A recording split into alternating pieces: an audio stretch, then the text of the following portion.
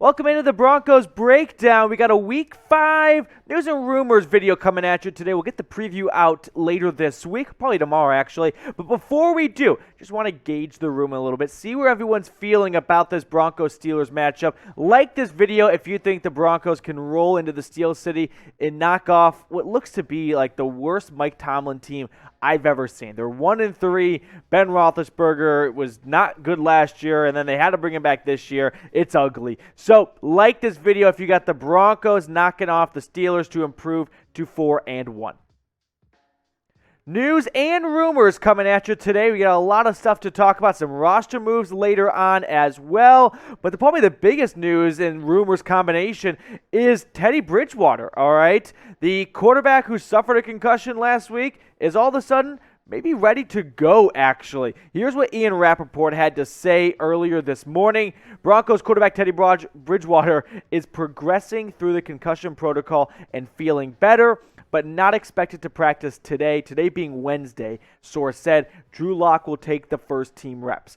Honestly, this surprised me. I thought Bridgewater would not be able to go for Week 5, but it looks like he may be on track to play. In fact, during the media day with the Broncos beat reporters, Mike Tomlin said the Steelers are preparing for Teddy Bridgewater. My first thought was, does Teddy Bridgewater and Tomlin go back or something? Like they have like a red line to the Kremlin that tells them whether or not Bridgewater's going to play.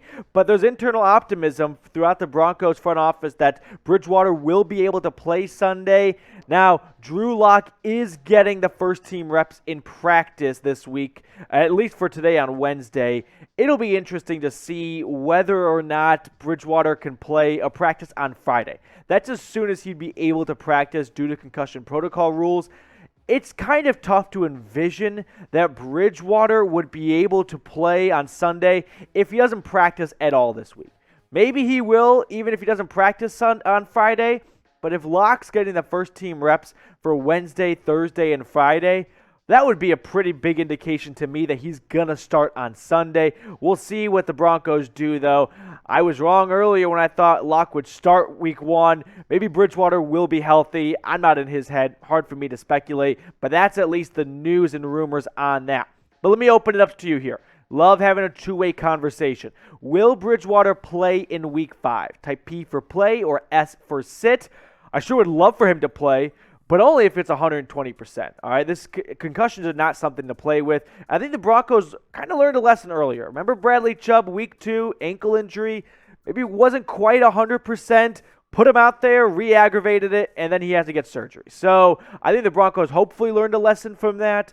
Hard to say without being in the front office what it will be, but I do think Friday's practice will be a major indication. So when you're at work on Friday, when you're at happy hour, if you see a notification from us or from anywhere that says Bridgewater was unable to practice on Friday, to me that would be a big sign that Bridgewater is not going to play on Sunday. However, if Bridgewater is even limited, I would think he'll be able to.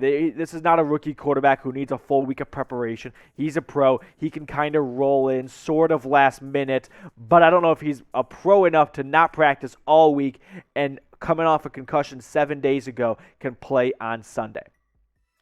Broncos fans, if you are new to the channel or if you've watched our videos before, then you know about BetUS, but we've got some great stuff coming at you in today's ad read. A lot of important information, so buckle up here. But first things first, check them out, chatsports.com/bet, okay? Use the promo code Broncos125 for a 125% deposit bonus. Now, here are my Week 4 bets from last week. I went 5 for 5. If you don't believe me, shame on you, but I'm not lying. Go check out Any Given Thursday at Chat Sports on our YouTube main channel. You can see my bets from last week in last week's video. It's a fun show, by the way, every Thursday. Check it out if you'd like to talk more NFL and college ball with two guys in the office. But they're giving away a free jersey deal. If you want a Von Miller jersey, you want a Bradley Chubb jersey, either color, there's a great hookup for you, and it's super simple. It's not rocket science here, okay? All you got to do, follow these 4 steps. Chatsports.com/bet. Promo code Broncos125. When you sign up and put 100 in, you're going to get a 125% deposit bonus, $225 to play with altogether. Then make a bet. Email us, jersey@chatsports.com.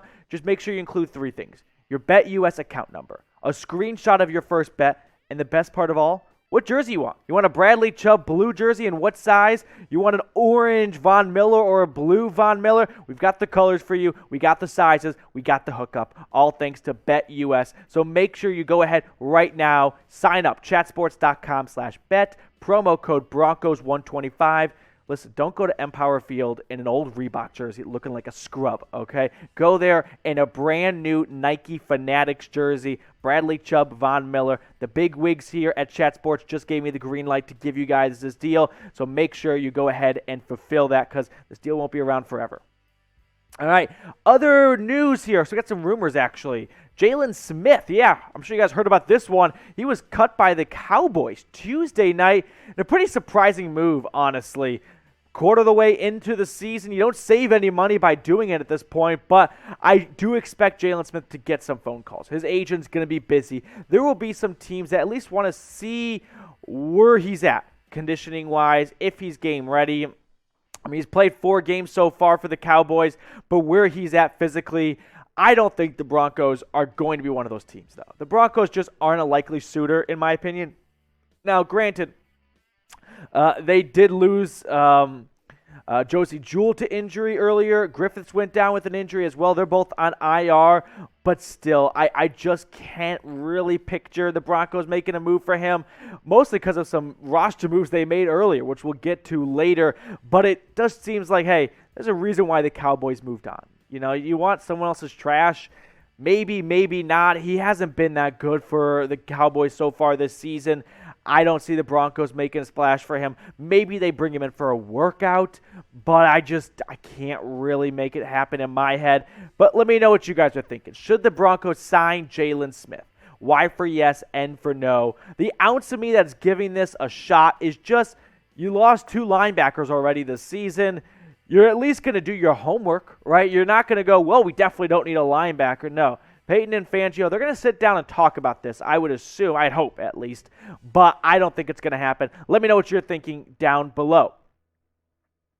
All right, we got some roster moves coming at you here. We're going to talk about some latest practice squad moves. We got some activity there. Yeah, get some love to the practice squad guys because someone who was added to the practice squad was a decently big name, actually. But before we get into that, make sure you subscribe. All right, guys, this is why you subscribe. That way you don't miss the latest Broncos news and rumors. Turn your notifications on. Never miss a video. All right, whenever you relax and watch Broncos videos, whether it's at home, whether it's on the John, whatever you're doing, make sure you're subscribed to the Broncos Breakdown. That way you are in the know all season long.